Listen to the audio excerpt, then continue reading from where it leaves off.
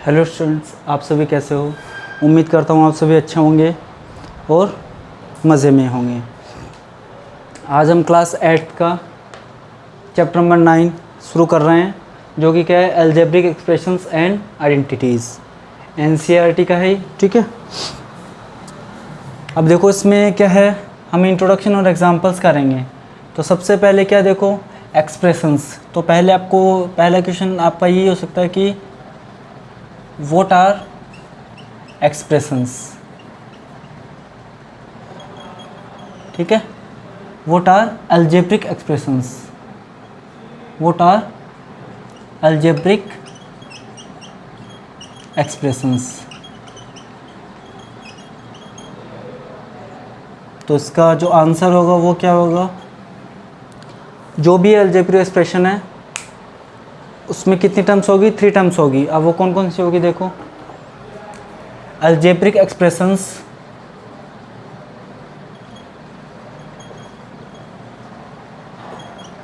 contains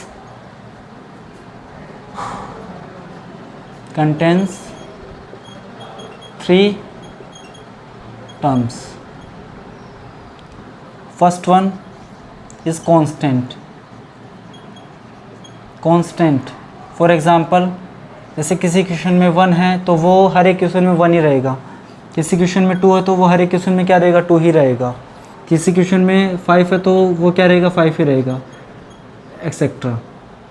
जैसे आपके एक हाथों में 5 अंगुलियाँ हैं, तो अगर दूसरे प्लेनेट पे जाते हो आप, मार्स हो गया, जुपिटर हो गया, तो आपके हाथों में 5 अंगुलियाँ रहेगी, वो 6 नहीं होगी, ठीक है। तो 5 रिमेन 5, ठीक है। तो constant is always remain constant. जो सेकंड जो इसमें टर्म होगी वो क्या होगी, वेरिएबल।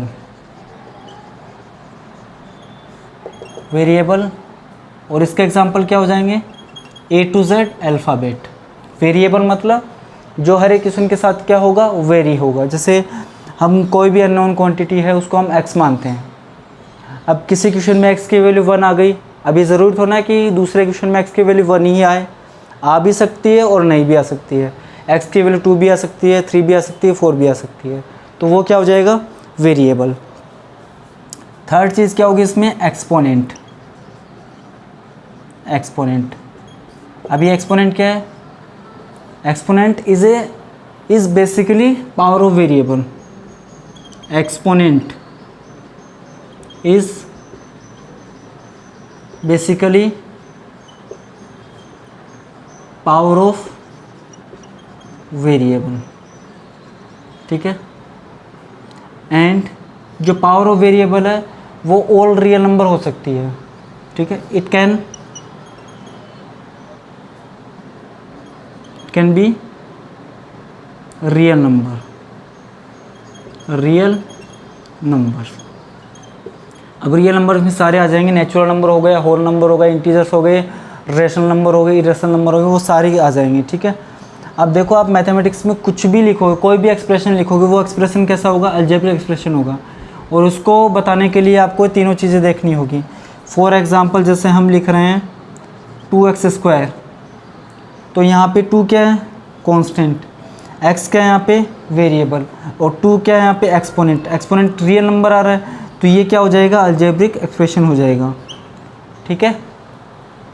अब जैसे 1/x² है, तो यहाँ पे जो कांस्टेंट है वो क्या है अपना, 1 है, और जो वेरिएबल है वो x है। और यहाँ पे जो पावर है उसको हम क्या लिखेंगे, पावर को हमेशा न्यूमरेटर में ले जाके रीड करेंगे हम इसको, तो ये x की पावर -2। इसका मतलब यहाँ पे जो एक्सपोनेंट है वो कितना, -2, और -2 इंटीजर होता है, और इंटीजर किस में आएगा, रियल नंबर में आएगा ही। तो ये भी क्या हो गया अपना, अलजेब्रिक एक्सप्रेशन हो गया। अब देखो, अगर मैं 7 लिख रहा हूँ, तो क्या 7 एक अलजेब्रिक एक्सप्रेशन है क्या, तो कुछ का जवाब हो सकता है नहीं हो, क्योंकि यहाँ पे आपको वेरिएबल नहीं दिख रहा है। लेकिन देखो, 7 can be written as 7 × x⁻0, और हमें पता है कि anything to the power 0 is equal to 1। X की पावर 0 1 हो जाएगा, 1 को 7 से मल्टीप्लाई करेंगे वापस 7 आ जाएगा। तो देखो यहाँ पे कांस्टेंट भी है, यहाँ पे वेरिएबल भी और यहाँ पे एक्सपोनेंट भी है। तो 7 भी क्या होगा, एक अलजेब्रिक एक्सप्रेशन होगा। अगर मैं 0 लिख रहा हूँ तो 0 भी एक अलजेब्रिक एक्सप्रेशन है। क्यों है, देखो 0 can be written as 0 into x की पावर 0, 0 इंटू एक्स की पावर 100, 0 इंटू एक्स की पावर 1000। आप 0 से मल्टीप्लाई करते जाओ वापस क्या आएगा, 0 आएगा। तो यहाँ पे कांस्टेंट भी है, वेरिएबल भी है और एक्सपोनेंट भी है। एक्सपोनेंट क्या है, रियल नंबर्स आ रहे हैं। तो 0 भी क्या एक अलजेब्रिक एक्सप्रेशन है। तो मैथमेटिक्स में आप कुछ भी लिखोगे वो क्या होगा, अलजेब्रिक एक्सप्रेशन होगा। अब अलजेब्रिक एक्सप्रेशन से रिलेटेड कुछ टर्म्स हैं, ठीक है, कुछ टर्मिनोलॉजीज है, वो हमें सीखनी है। तो पहले आप इसको नोट कीजिए, फिर वो सीखते हैं हम, ठीक है।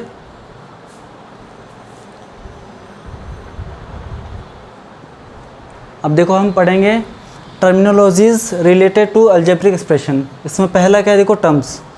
अब टर्म्स क्या होते हैं, देखो विच आर जॉइंट अर्थमेटिकली और एडिशन या subtraction, addition oblique subtraction. For example जैसे मैं लिख रहा हूँ x + 2, तो x भी क्या अपने आप में एक अलजेब्रिक एक्सप्रेशन है और 2 भी क्या अपने आप में एक अलजेब्रिक एक्सप्रेशन है। तो यहाँ पे देखो 1 टर्म और ये सेकेंड टर्म, तो यहाँ पे कितने टर्म्स हैं, 2 टर्म्स।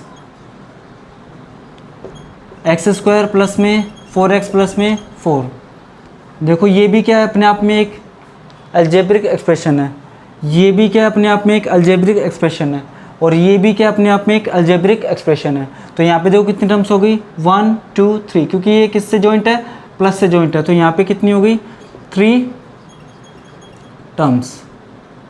अब एक एग्जांपल और देख रहे हैं हम, x इंटू में x² माइनस का 4x, ठीक है, और प्लस का 4।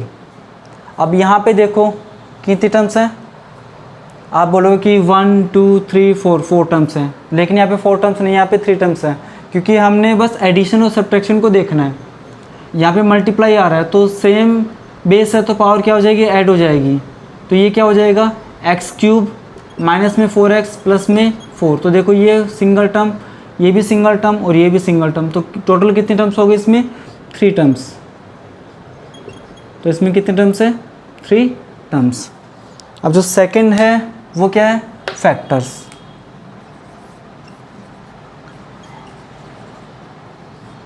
अब हमें फैक्टर पता है कि factor is a number which can divide given number. Factor is a number which can divide given number, ठीक है। जैसे हम लिख सकते हैं कि 4 is a factor of 16 and 5 is not a factor of 16। तो जो अलजेब्रिक एक्सप्रेशन को डिवाइड करेगा, ठीक है, तो वो तो क्या हो जाएगा, उसका फैक्टर हो जाएगा। जो नहीं करेगा वो क्या होगा, नॉट ए फैक्टर। अब तीसरी क्या है इसमें, देखो कोफिशिएंट।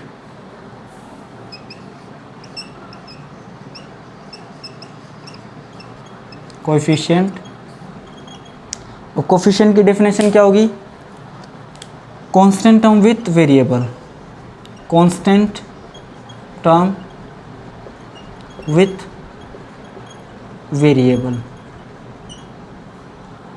फॉर एग्जांपल जैसे अगर मैं लिख रहा हूँ कि x² प्लस में 4x प्लस में 4, तो यहाँ पे जो कोएफिशिएंट ऑफ x² देखना आपको, कोएफिशिएंट ऑफ x देखना आपको, और कोएफिशिएंट ऑफ x की पावर 0। तो देखो x² के साथ में क्या लगा हुआ 1, तो 1 इसका कोएफिशिएंट हो जाएगा। x के साथ में क्या लगा हुआ 4, तो 4 इसका क्या हो गया, कोएफिशिएंट हो गया।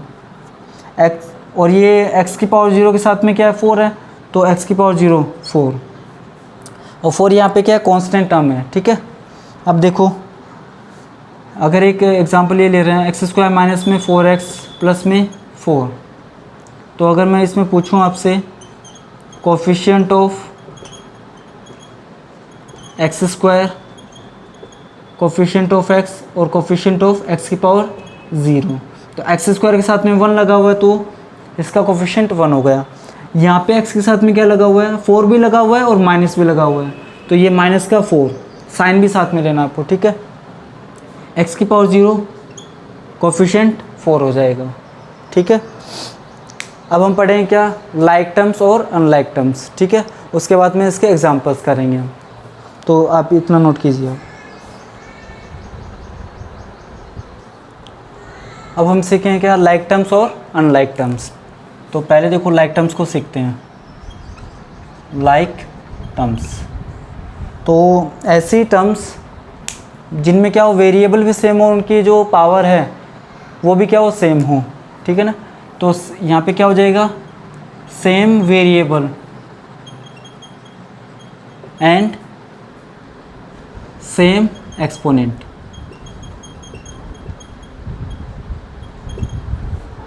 फॉर एग्ज़ाम्पल जैसे मैं 3 टर्म्स लिख रहा हूँ, x, 4x एंड 6x। यहाँ पे देखो तीनों टर्म्स में क्या है, x x x same variable है, और एक्सपोनेंट देखो यहाँ पे पावर 1 है, यहाँ पे पावर 1 है, यहाँ पर पावर 1 है। तो ये जो तीनों टर्म्स है वो कैसी टर्म्स है, लाइक टर्म्स हैं। एग्जाम्पल और देखते हैं, x square, 4x square and 3x square. X square x square x square, तो वेरिएबल सेम है, उनकी पावर भी सेम है, तो ये भी क्या हो गई, लाइक टर्म्स हो गई ये तीनों। और इसका जस्ट ऑपोजिट क्या हो जाएगा, अनलाइक टर्म्स हो जाएगी। अनलाइक टर्म्स देखो यहाँ पे क्या होगा, अगर सेम वेरिएबल है तो एक्सपोनेंट सेम नहीं होगा, और हो सकता है कि सेम एक्सपोनेंट हो लेकिन वेरिएबल सेम ना हो, और ये भी हो सकता है कि दोनों क्या हो, सेम ना हो, ठीक है। तो कोई भी कंडीशन हो सकती है। तो इसको हम एग्जांपल से बता देते हैं। इसको हम जैसे x, 4x एंड यहाँ पे 6x स्क्वायर लिख दिया मैंने, तो वेरिएबल सेम है x, लेकिन यहाँ पे देखो एक्सपोनेंट 1 1 2, तो ये अनलाइक टर्म्स हो गई, अनलाइक टर्म्स। अब देखो मैं लिख रहा हूँ x square, y square and z square. अब यहाँ पे एक्सपोनेंट तो सेम है, पावर तो सभी की सेम है 2 2 2, यहाँ पे वेरिएबल अलग अलग है, ठीक है। तो ये क्या हो गई, अनलाइक टर्म्स। अब यहाँ पे देखो x square, y and z cube. अब इसमें देखो वेरिएबल भी अलग अलग है और उनकी जो पावर्स है वो भी क्या अलग अलग है, तो ये भी क्या हो गई, अनलाइक टर्म्स। और एक बात नोट करके, नोट लिख के आप नोट लगा के लिख लेना क्या, कि only like terms can be add and subtract. सिर्फ हम लाइक टर्म्स को ही ऐड या सब्ट्रैक्ट कर सकते हैं, ठीक है। तो ये था इसका छोटा सा इंट्रोडक्शन। अब इसके एग्जांपल्स करते हैं हम, आप इसको नोट कीजिए पहले।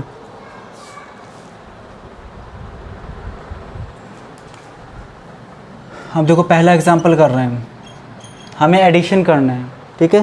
तो हमको इन तीनों अलजेब्रिक एक्सप्रेशन को क्या करना है, हमें ऐड करना है। तो देखो ये क्या है, 7xy प्लस में 5yz माइनस में 3zx प्लस में 4yz प्लस में 9zx माइनस में 4y प्लस, और यहाँ पे माइनस 3xz है तो ब्रैकेट आ जाएगा, प्लस में 5x माइनस में 2xy। तो देखो एक स्टेप और लिख लेंगे, 7xy प्लस में 5yz माइनस में 3zx प्लस में 4yz प्लस में 9zx माइनस में 4y प्लस माइनस माइनस में 3xz प्लस में 5x माइनस में 2xy। अब यहाँ पे बस लाइक टर्म्स को आपको ऐड करना है। तो देखो लाइक टर्म्स कौन कौन सी है, 7xy है, तो यहाँ पे xy और कुछ दिख रहा है क्या आपको, ये yz है, ये zx है, ये yz है, ये zx है, ये y है, और ये लास्ट में xy। देखो तो जो वेरिएबल है वो सेम रह जाएंगे, xy तो xy रह जाएगा, और नंबर्स क्या होंगे, ऐड और सब्ट्रैक्ट होंगे। तो ये 7 है और ये माइनस का 2 है, तो 7 - 2 क्या हो जाएगा, 5 हो जाएगा, ठीक है। और फिर yz को देखेंगे हम। अब देखो yz के लिए ये है yz, ये रहा yz, और कुछ है क्या yz यहाँ पे, और कुछ भी नहीं है। तो देखो ये क्या है, देखो प्लस का 4 और प्लस का 5 प्लस का 9 yz हो गया। अब zx के लिए देखेंगे हम। तो देखो zx के लिए देखेंगे हम, ये रहा zx और एक ये रहा zx और एक ये भी है zx, ठीक है। तो यहाँ पे 3 है। तो अब देखो माइनस का 3 और माइनस का 3 माइनस का 6 हो जाएगा, और ये प्लस का 9, तो 9 - 6 क्या हो जाएगा, प्लस का 3, तो प्लस का 3 zx हो गया। अब देखो माइनस का 4y, तो y अकेला y है कि और कुछ नहीं है, तो माइनस का 4y हो जाएगा, ये एज इट इज़ आ जाएगा, तो ये भी हो गया। अब देखो प्लस का 5x बचा है, तो ये भी एज इट इज़ आ गया। तो पहले का आंसर तो ये आ जाएगा। अब इसका सॉल्यूशन देखते हैं।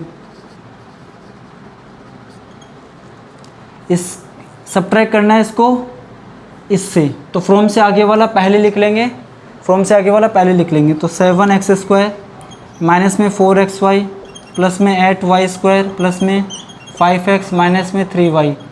सब्ट्रैक्ट करना तो माइनस का साइन आएगा, और माइनस के आगे मोर देन 1 टर्म है तो क्या आ जाएगा, ब्रैकेट आ जाएगा। देखो 5x² माइनस में 4y² प्लस में 6y माइनस में 3।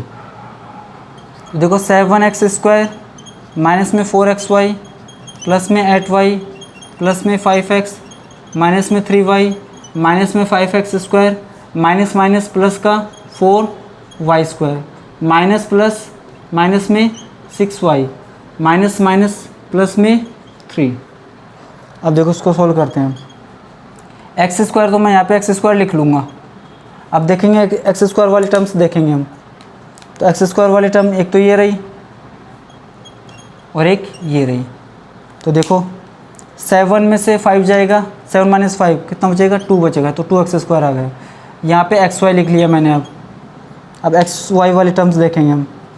माइनस का ये आ गया एक तो, ठीक है, xy और कुछ xy नहीं है यहाँ पे, और कुछ भी नहीं है xy, तो ये माइनस का 4xy हो गया।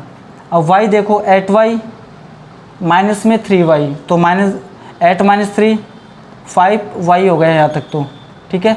और फिर ये रहा, तो 5 माइनस में 6 माइनस का y बचेगा। देखो ये 8 है और ये माइनस का 3 है, तो 8 - 3 तो हो जाएगा कितना, 5। उसमें से मैं माइनस का 6 करूँगा, तो 5 - 6 क्या हो जाएगा, माइनस का 1। तो माइनस का 1 मल्टीप्लाई करेंगे y से, तो माइनस का y हो जाएगा, ठीक है। अब देखो x वाले टर्म्स देखेंगे हम। 5x और कुछ भी नहीं है यहाँ पे x वाला है, तो ये प्लस का 5x आ गया। y वाला हो गया, x² वाला हो गया। अब y² देखेंगे हम, तो y² एक सिंगल टर्म है यहाँ पे, वो है अपनी ये प्लस का 4y², ठीक है। y वाला हो ही गया था। अब ये जो कांस्टेंट टर्म बच गई कितनी, 3, तो ये एज इट इज़ आ जाएगी प्लस का 3, और ये अपना क्या आ जाएगा, फाइनल आंसर आ जाएगा। तो आपको मैंने इंट्रोडक्शन करवा दिया इसका और एग्जांपल्स करवा दिए, ठीक है। तो ये अच्छी तरीके से आपको सीखने हैं, आपको नोटबुक में करने हैं। कल हम इसके सॉल्यूशन करेंगे। कौन से एक्सरसाइज 9.1 के सॉल्यूशन करेंगे, ठीक है। तब तक आप खूब सारा हार्ड वर्क कीजिए और खूब मेहनत कीजिए।